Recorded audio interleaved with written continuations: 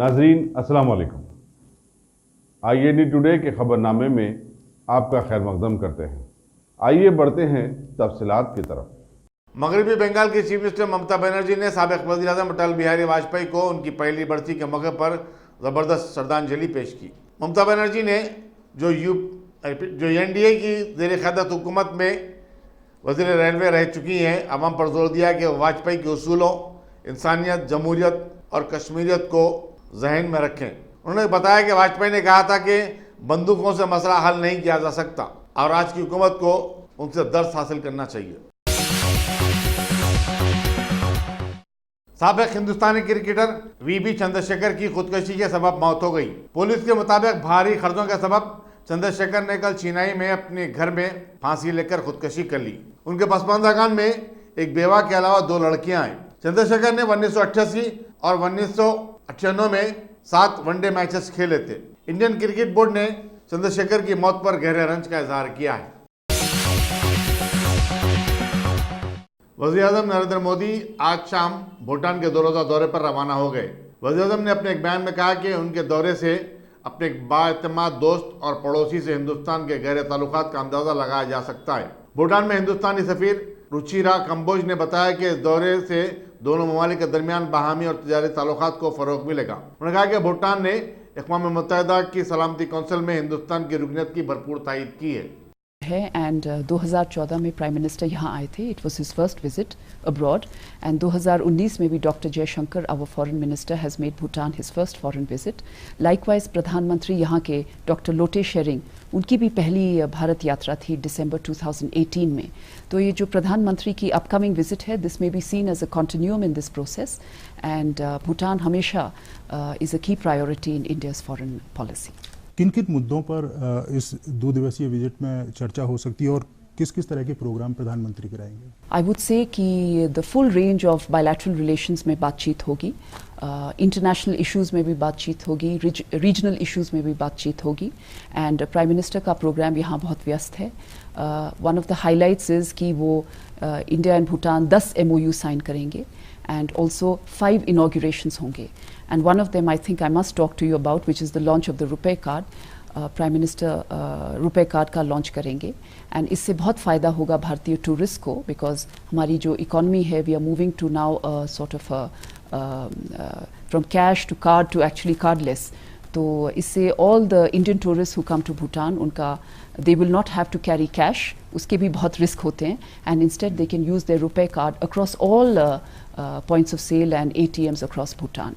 And जो second phase होगा RuPay card का, likewise Bank of Bhutan will issue RuPay cards to Bhutanese जो जब इंडिया जाएंगे and there are many Bhutanese students जैसे आपको पता है who study in India, तो उनके लिए भी they will be able to use the RuPay card in India. तो ये एक बहुत बड़ा step है and this is one step forward in a new area of financial cooperation between our 2 countries.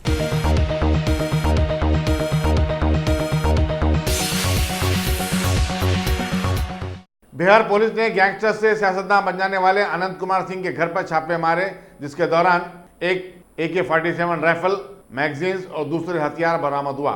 आजाद रुकन असेंबली अनंत कुमार सिंह असेंबली में मोकामा हल्के की नुमाइंदगी करते हैं। सुप्रीडेंट पुलिस रूरल कंटेश मिश्रा ने जो इन छापों की निगरानी कर रहे हैं, कोई तफसीलात बताने से इनकार कर दिया। दूसरी तरफ अनंत कुमार सिंह ने अपने एक बयान में कहा कि चीफ मिनिस्टर नीतीश कुमार इस कार्रवाई के पीछे हैं।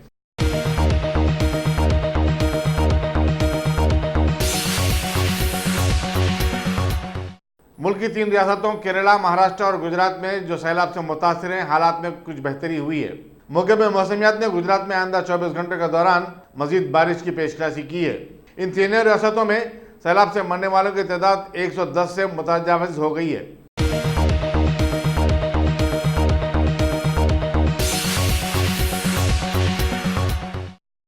Top selection computers. अगर आप टेक्नोलॉजी के दौर में रहते हुए टेक्नोलॉजी से दूर हैं तो सोचिए मत, आइए एक बार खिदमत का मौका दीजिए। हमारे यहाँ branded computers, Dell, HP, Lenovo, laptop accessories उम्दा क्वालिटी निहायत ही वाजबी दाम पर दस्तयाब है। स्कूल, कॉलेज, कॉर्पोरेट, ऑफिस वगैरह में बल्क क्वांटिटी में सप्लाई की जाती है। इसके साथ साथ हमारे यहाँ माहिर टेक्नीशियंस की निगरानी में रिपेयर की सहूलत भी मौजूद है। अगर आप अपने घर, दुकान, सोसाइटी, स्कूल वगैरह को सेफ और क्राइम फ्री बनाना चाहते हो तो इंस्टॉल कीजिए सीसीटीवी कैमरा जो HD क्लियरिटी के साथ दस्तयाब है। गुज़िश्ता 10 साल से मुल्क भर में अपनी इन तमाम खिदमात को जारी रखते हुए आपके एतमाद को बरकरार रखने वाला नाम top selection computers, Vijayanagar colony beside Riyan hotel, Hyderabad. Director Syed Rashid Ali. Phone 9849715954। Top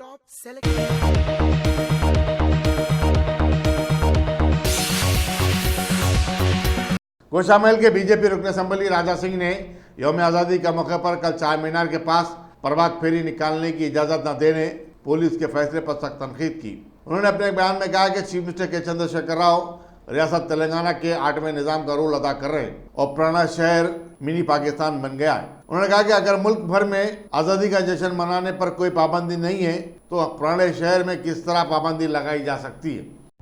नमस्कार मित्रों, हमारे भारत देश को आज़ादी 15 अगस्त 1947 को मिली है और कल पूरे भारत देश में बहुत ही जोश से लोगों ने झंडा वंदन किया, भारत देश के तिरंगे को प्रणाम किया। लेकिन दुर्भाग्य की बात देखिए, भारत देश एक तरफ तो तेलंगाना दूसरी तरफ। यहां पर जो हमारे 8वें निजाम है केसीआर जी, जो MIM के गुलाम है, कल ओल्ड सिटी में पुराने शहर में असदुद्दीन ओवैसी उसके पार्लियामेंट क्षेत्र में झंडा वंदन के समय पर एक तिरंगा यात्रा वहां के कार्यकर्ता निकालते हैं। उस तिरंगा यात्रा को रोकी गई। यह कहा गया कि आप चार मीनार के उस पार नहीं जा सकते। पुलिस वाले कार्यकर्ताओं को अरेस्ट करे, जेल में यानी पुलिस स्टेशन में रखा गया कार्यकर्ताओं को। तो मैं पूछना चाहता हूं मुख्यमंत्री से, पुलिस से पूछना चाहता हूं मैं, क्या यह पुराना शहर भारत देश का अंग नहीं है? क्या हमारा तेलंगाना में क्या ये ओल्ड सिटी नहीं आता है? क्या ये पुराना शहर पाकिस्तान में आता है? या पुराने शहर में देशभक्तों की संख्या कम और आतंकवादियों की संख्या क्या ज्यादा है? मैं पूछना चाहता हूं। भारत देश को आजादी मिली, हिंदू, मुस्लिम, सिख, ईसाई सभी ने युद्ध किया, तब जाकर भारत देश को आजादी मिली। और कई ऐसे मुस्लिम्स भी हैं जो तिरंगा फहराकर भारत देश के तिरंगे को प्रणाम करें। लेकिन तेलंगाना में तेलंगाना मुख्यमंत्री जो 8वें निजाम का एक रूप ले लिए और ओल्ड सिटी में तिरंगा यात्रा नहीं निकालना है, कार्यकर्ताओं को अरेस्ट करवाए, तो एक क्या हो रहा है तेलंगाना में? मैं पूछना चाहता हूं मुख्यमंत्री जी, एक बात ध्यान रख लीजिए, ये भारत देश को आजाद कराने के लिए कई क्रांतिकारियों ने अपने प्राणों का बलिदान दिया और इतने शुभ अवसर पर आपने तिरंगा यात्रा रुकवा कर अच्छा नहीं किया। इसका सबक आपको तेलंगाना जनता आने वाले भविष्य में आपको सिखाएगी। ये बात आप ध्यान रख लेना।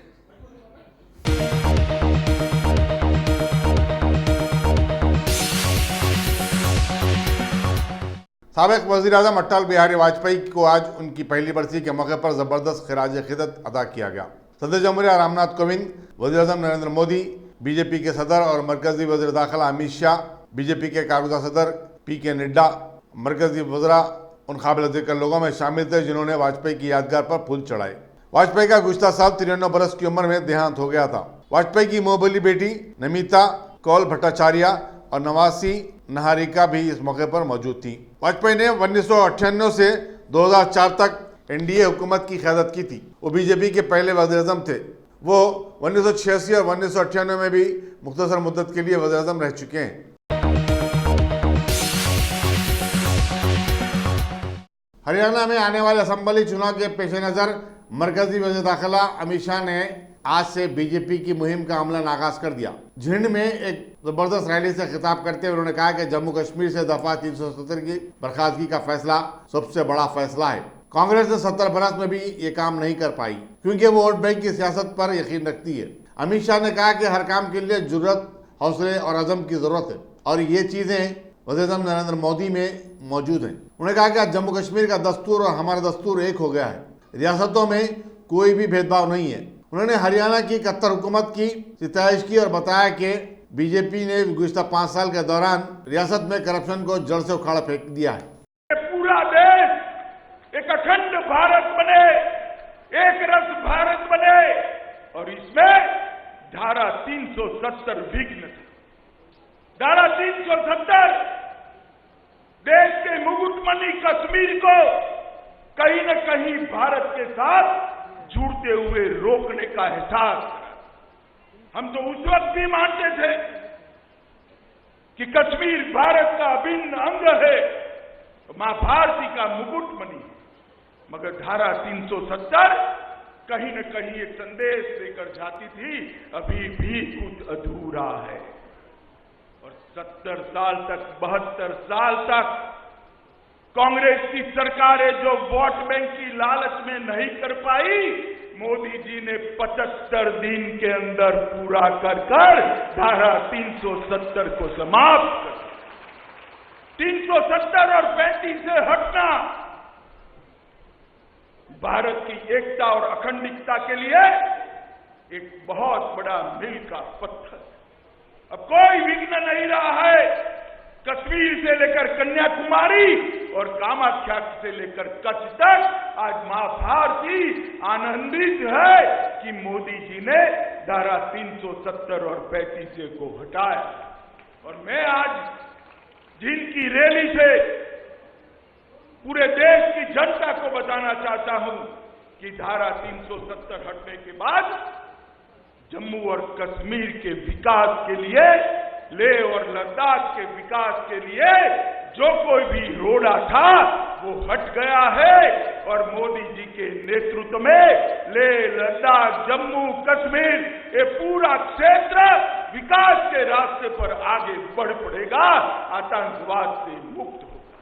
मित्रों, धारा 370 हटाना अपने आप में बहुत बड़ा काम, और वो काम वो ही कर सकता है जिनके मन में वोट बैंक की लालच नहीं।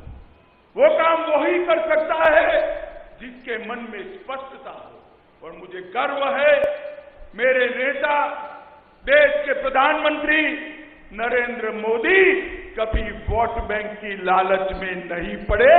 उन्होंने हमेशा फैसले मां भारती के अच्छे के लिए, देश के अच्छे के लिए लिए। और आज 75 दिन के अंदर ही मोदी जी के इस पराक्रम के कारण 370 इतिहास का हिस्सा बन पड़ी है, 35 से इतिहास का हिस्सा बन पड़ी है। मित्रों, ये इतना बड़ा काम मोदी जी ने किया है। कई सालों तक सरकारें चले तो भी कोई सोच नहीं सकता था। वो मोदी जी ने 300 पार करते ही 370 वोट से 370 को हटाने का काम नरेंद्र मोदी। अभी अभी लाल किले की प्राचीर से नरेंद्र मोदी जी ने चीफ ऑफ डिफेंस स्टाफ की घोषणा कर दी। कारगिल के युद्ध के समय से सेकटकर टास्क फोर्स ने इसकी सिफारिश की थी। सरकारें आई गई मगर फैसला नहीं कर पाई कि चीफ ऑफ डिफेंस स्टाफ तीनों सेनाओं को एकीकृत करने के लिए, तीनों सेनाओं के कोऑर्डिनेशन के लिए, युद्ध के समय पर तीनों सेनाएं एक अंग बनकर दुश्मन के दांत खट्टे करे, इसलिए ये चीफ ऑफ डिफेंस स्टाफ की जरूरत थी।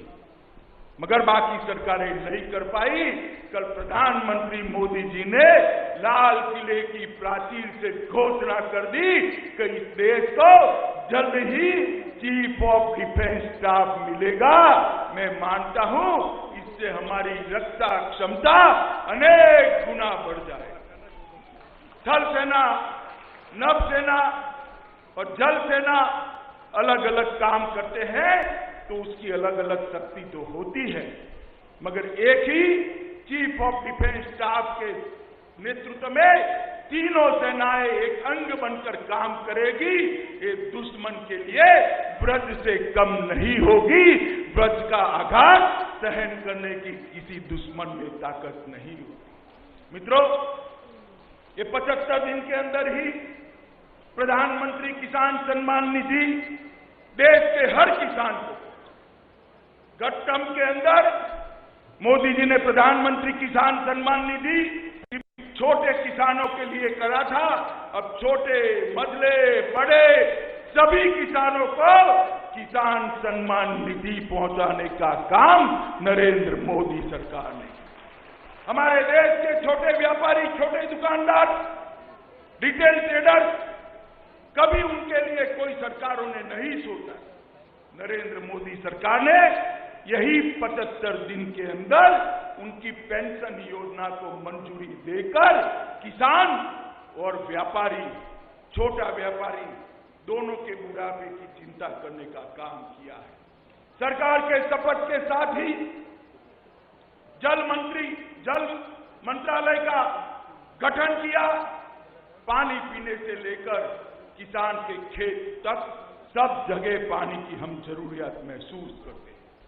कई हिस्सों में ज्यादा पानी है, कई हिस्सों में पानी की कमी है। ये जल मंत्रालय सभी प्रकार के पानी के मैनेजमेंट का चिंता करेगा। वो नदियों को जोड़ने का भी काम करेगा। वो किसानों को माइक्रो इरिगेशन के क्षेत्र में भी ले जाएगा। वो बारिश के पानी को रोकने का भी काम करेगा। वो पानी कम खर्च करने के लिए जागरूकता बढ़ाने का भी काम करेगा।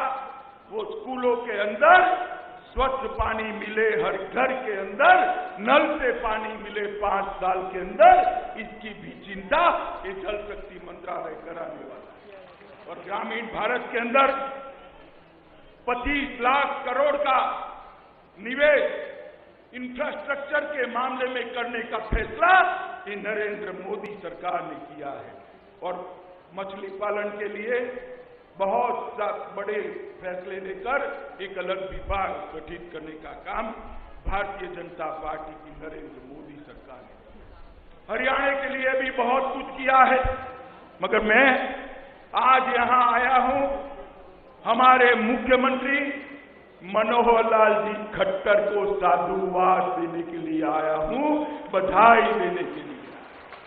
मैं दावे के साथ कह सकता हूं कि जो हरियाणा जमीनों के व्यापार के लिए जाना चाहता था, जो हरियाणा की सरकारें बिल्डरों के हाथ की कठपुतलियां बनी थी, जो हरियाणा की सरकार में नौकरी एक व्यवसाय बन गया था, लेन देन का पेशा बन गया था, मनोहर लाल खट्टर ने एक ही टर्म के अंदर हरियाणा के अंदर भ्रष्टाचार को भूतकाल बनाने का काम कर दिया। मनोहर लाल जी, हम तो आपको कब से जानते थे, आप कुशल संगठक थे। पार्टी के अंदर संगठन बनाने वाले व्यक्ति की आपकी छवि थी, मगर आपको पार्टी ने मुख्यमंत्री बनाया। आपने भ्रष्टाचार विहीन शासन कैसा हो सकता है वो दुनिया को दिखाकर हरियाणा का नाम पूरे भारत के अंदर गौरव के साथ लिया जाए, ऐसा करने का काम किया है। हरियाणा जो जातिवाद से ग्रसित था, एक आता था तो एक जाति की बात करता था, दूसरा आता था तो जातियों के समूह की बात करता था। हरियाणा के अंदर मनोहर लाल मुख्यमंत्री ऐसे आए, सब लाल जाने के बाद हमारा लाल आया और ऐसा आया कि इसने जातिवाद को समाप्त करने का। नौकरियां जाति देखकर नहीं दी जाती थी, विकास जाति देखकर नहीं किया जाता।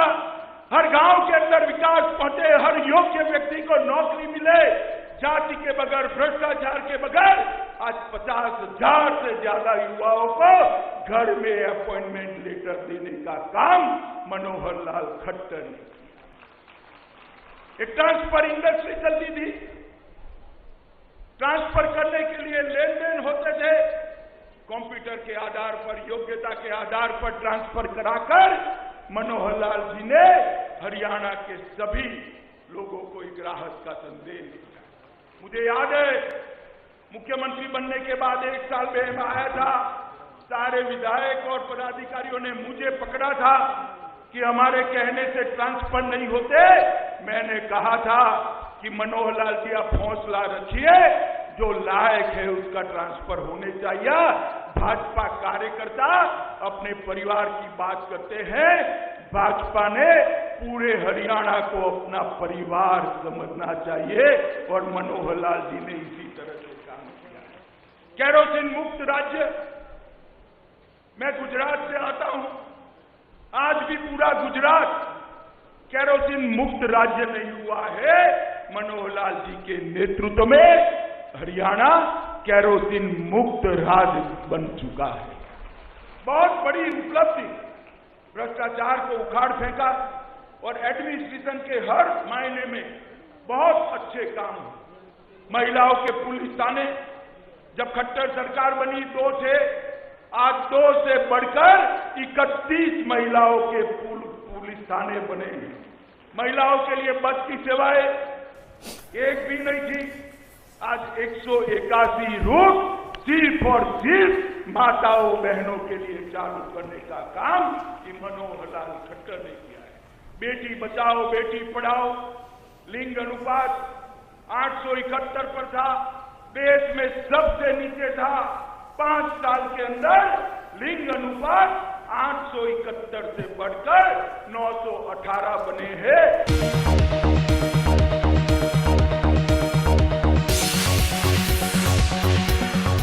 Bhagwan Devi Hospital, Dr. Om Prakash Agrawal presents Juhi Clinics at Shekpet। 25 सालों से ऑर्थोपेडिक्स सर्विसेज खिदमत अंजाम देते आ रहे हैं। भगवान देवी हॉस्पिटल है हमेशा आपके साथ। Doctor Om Prakash Agarwal, MS ortho senior orthopaedic surgeon, doctor Arvind Kumar, MS ortho senior orthopaedic surgeon. Treatment for difficult fractures, joint replacement, arthroscopy surgery, spine surgery, all under one roof. हजारों मरीजों का कामयाब इलाज जदीद टेक्नोलॉजी के जरिए।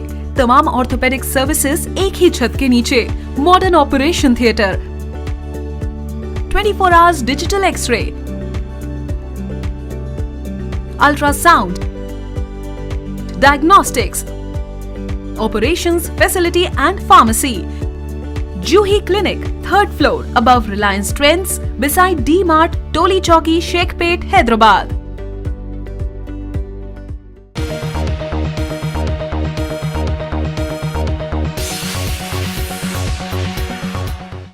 नायब सदर जमहूरिया वेंकैया नायडू ने हिंदुस्तान की तामीर में साबिक वज़ीर-ए-आज़म अटल बिहारी वाजपेयी के रोल का तस्करा करते हुए कहा कि वो एक मकबूल आम लीडर और रोल मॉडल थे। एक ट्वीट पे नायब सदर जमहूरिया ने कहा कि अटल जी ने मुल्क की हुक्मरानी में टेक्नोलॉजी के जरिए इनकलाब लाया था। नायब सदर जमहूरिया वेंकैया नायडू ने मगरबी बंगाल की विश्व भारती यूनिवर्सिटी में रविंद्रनाथ टैगोर की रिहायशगाह शामली को कौम के नाम मानून कर दिया। हुकूमत ने अपने खर्चे से इस घर की तजरीनों की है। नायब सदर जमहूरिया ने बताया कि अपने दौरे शांति निकेतन के मौके पर महात्मा गांधी ने भी मट्टी के इस घर में क़याम किया था। वेंकैया नायडू ने कौमी विरसे की हामिल इमारतों के तहफ़्फ़ुज़ की ज़रूरत पर जोर दिया और कहा कि जहां कहीं भी वो खस्ता हालत में हो उनकी तज़ीन की जाए।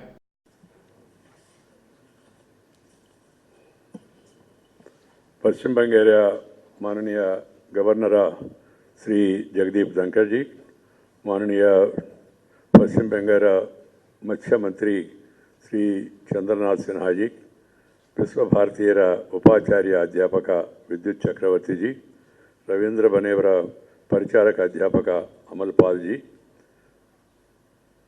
Members of parliament Shri Swapan Das Gupta और Shri Pradeep Bhattacharya and the local member of parliament Shri Asit मल फ्रॉम दिस कॉन्स्टिट्यूंसी। भाइयों और बहनों, तुम्हारा सबाई के हमारा शुभेच्छा। आम्ही गुरुदेव रवींद्रनाथ ठाकूरेर स्मृति बीजडित शांतिनिकेतनेर ऐतिह्यबाही येई भवन सकलेर उद्देश्य उत्सर्ग एवं उद्बोधन करे खूब आनंदित। I really feel happy to be amidst you all today to inaugurate or rededicate to the nation Shamali, the heritage house of Sri Rabindranath Tagore. I feel humbled, honored that I have been asked to come here and to rededicate that historical place where Sri Rabindranath Tagore ji has lived and also had extensive consultations with Mahatma Gandhi. Shamoli is an experimental mud house built at Santiniketan in 1935. I am glad to know that the house has been recently renovated by Archaeological Survey of India as a deposit work. I am told that the historical house is a property of Visva Bharati at present. Rabindranath Tagore ji visited Santiniketan for the first time at the age of 12 and stayed at the house built by his father, Maharshi Devendranath Tagore ji, known as Santiniketan Griha. Santiniketan gets its name from this house, which stands even today as an example of splendor of colonial architecture.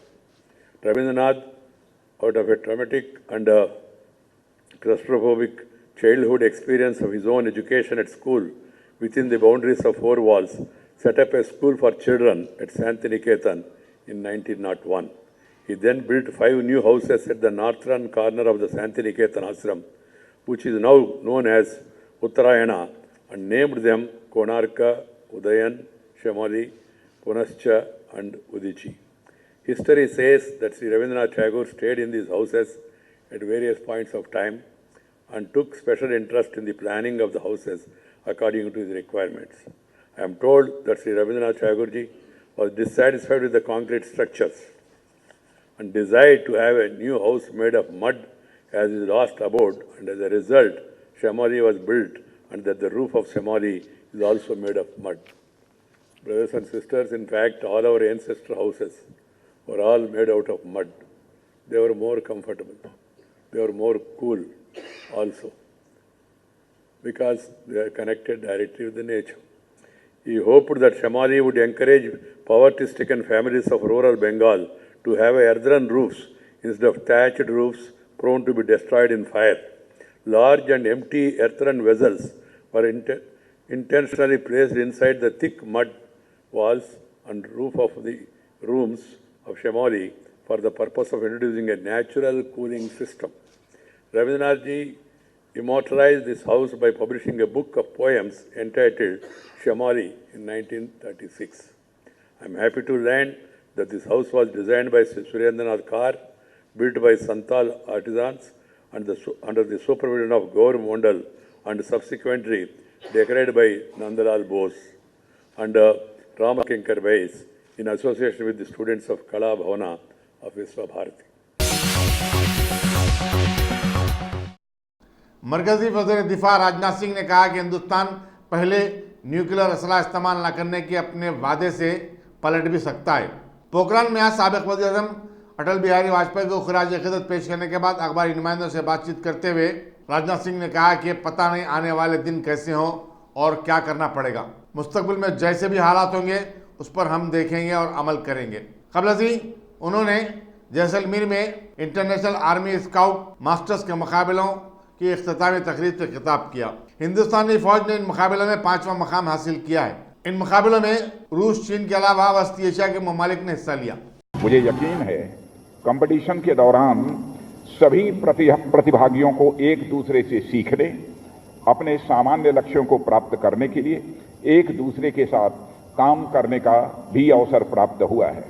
Central Asia के सभी देशों जैसे Armenia, Belarus, Kazakhstan और Uzbekistan के साथ हमारे historical relations रहे हैं, जिसमें व्यापारिक और सांस्कृतिक रिश्ते भी शामिल हैं। मुझे पूरा विश्वास है कि आगे आने वाले समय में हमारा और आपका साथ और अधिक बढ़ेगा।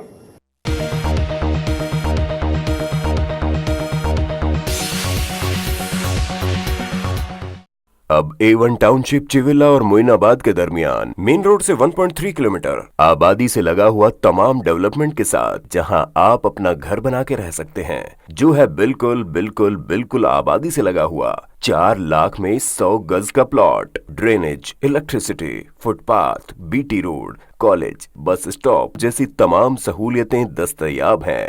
आपका ये छोटा सा इन्वेस्टमेंट आपका और आपके बच्चों का मुस्तकबिल बदल सकता है। मजीद मालूमात के लिए हमें कॉल करें। Address pillar number 235 opposite fishers department, Rajendra Nagar, Hyderabad. Contact 7799603838।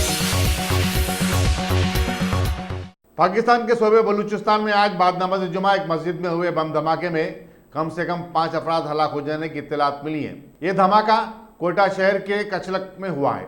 आगे की तहकीकात जारी है।